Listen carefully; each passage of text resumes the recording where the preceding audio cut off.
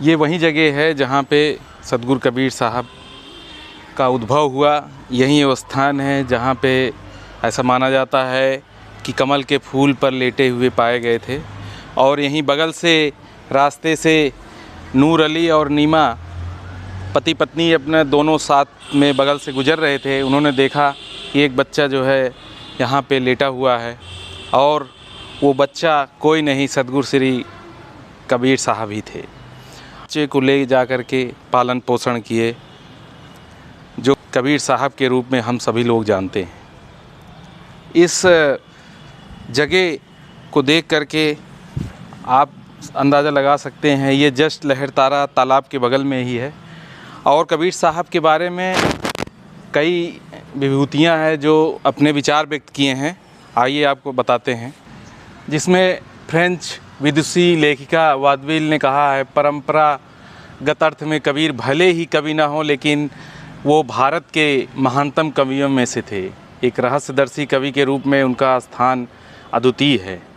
वहीं आचार्य हजारी प्रसाद द्विवेदी, डॉक्टर संपूर्णानंद, साथ में महात्मा गांधी एवं आचार्य रजनीश, जिसको ओशो के नाम से हम जानते हैं, उन्होंने कहा है, मनुष्य के जात के इतिहास में कबीर के इन सूत्रों का कोई मुकाबला नहीं है।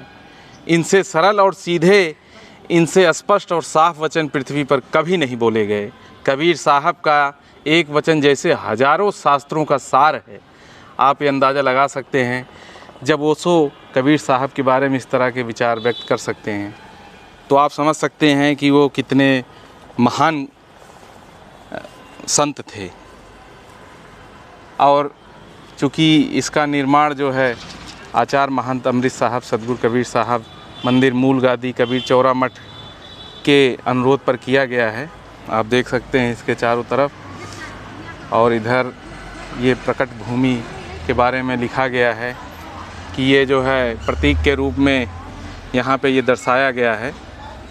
और ये जो है जब नूर अली और नीमा यहाँ लौट रहे थे तो ये जो है वर्तमान कबीर चौरा स्थित नीरू टीला के नाम से जो है जाना जाता है, कि आप ये देख सकते हैं।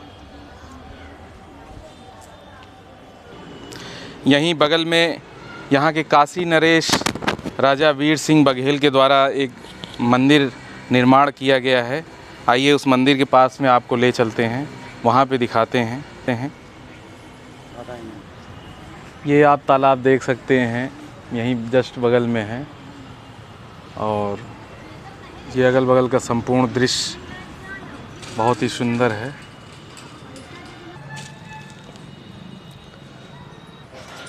प्राचीन संत कबीर प्राकट्य स्थली धाम, जैसे कि आप देख सकते हैं। यहाँ पे ये जो है एक कुआं है, बहुत ही प्राचीन कुआं है। आप देख सकते हैं उस समय कैसे इस कुएं से पानी निकाला जाता था। इसको देख करके आप अंदाज़ा लगा सकते हैं कि ये कितना प्राचीन कुआं है।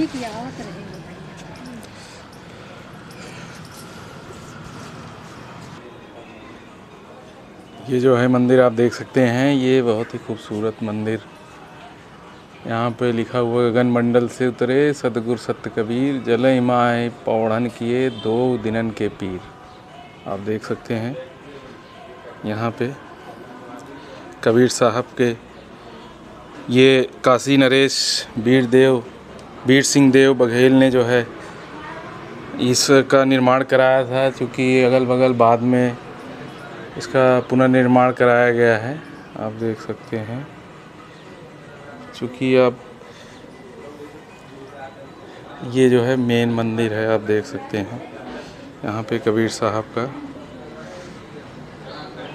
यहाँ पे नीरू नीमा आप दिखाई दे रहे हैं और कमल के फूल में लेटे हुए कबीर साहब दिखाई दे रहे हैं। आप देख सकते हैं, बहुत ही सुंदर दृश्य है।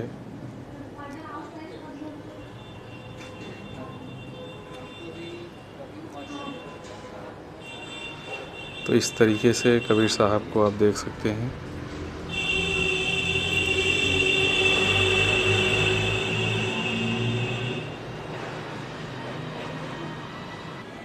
कबीर साहब से जुड़ा हुआ यहाँ पे कुछ दोहा है। कबीर जब पैदा हुए जग हंसे हम रोए, ऐसी करनी कर चलो हम हंसे जग रोए। ये वही स्थल है जहाँ सतगुरु कबीर साहब ज्येष्ठ पूर्णिमा विक्रम संवत 1455 सन 1398 में इसी लहरतारा तालाब पर कमल के पुष्प पर प्रकट हुए थे। 1455 साल गए चंद्रवार एक ठाठ ठय, जेठ सुदी वर्षायत को पूर्णमासी तिथि प्रकट भय। आप देख सकते हैं ये मंदिर 600 वर्ष प्राचीन है। तो यहाँ के जो राजा वीर सिंह देव बघेल 1585 माघ सुदी नवमी को बनवाया था ये मंदिर, जो आज भी अपने मूल रूप में यहीं विद्यमान है। इस तरीके के आसपास का बहुत ही सुंदर मनोरम दृश्य है, आप देख सकते हैं।